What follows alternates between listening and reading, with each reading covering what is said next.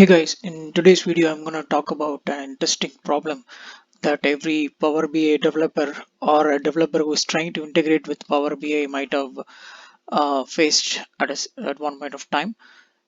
So, I'm just talking this from a Canvas app perspective, but so one of the issues if you have worked with Canvas apps or a series background, one of the common issues that we might have is how do we ensure that this Power BI chart always shows the real-time data?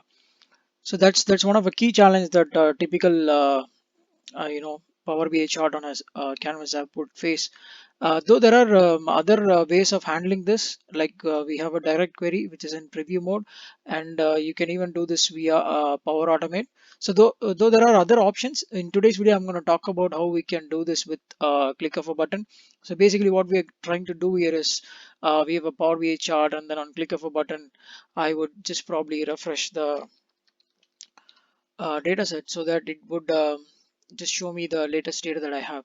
So basically I just so in case we are wondering how did we get to this page, so all I did was I just went to insert, and then I clicked on charts, and I inserted a Power BI tile.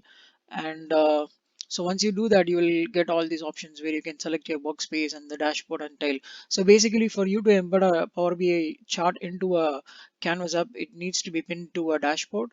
So that's how you do it. So these are the basic details. So once this is set up, we are gonna add a connector for Power BI, and once that is done, here's a piece of code that we have. It looks very simple, but yeah, you just need to know what is this all about, right? So this is the query that we will be using, and so this refers to the group ID, and this is the data set ID.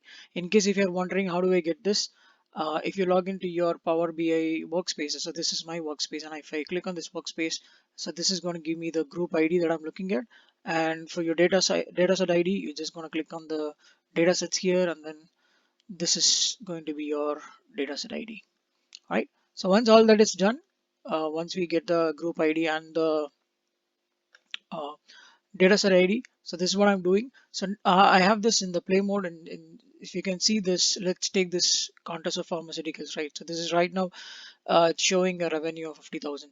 So let's go back to CDS and let's update this to a different value, and let's see what happens. Let's say I'm going to update this to 90. Right, let's save this.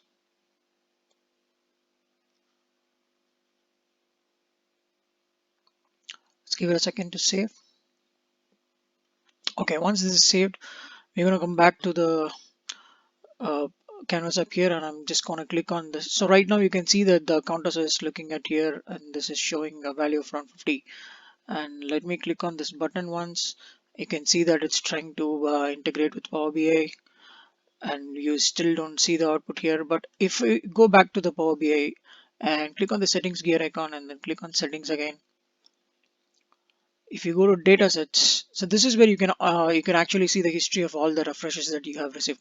So you can see here we have received one right now, and the status is completed. So we can quickly go back to the Power App that we opened up.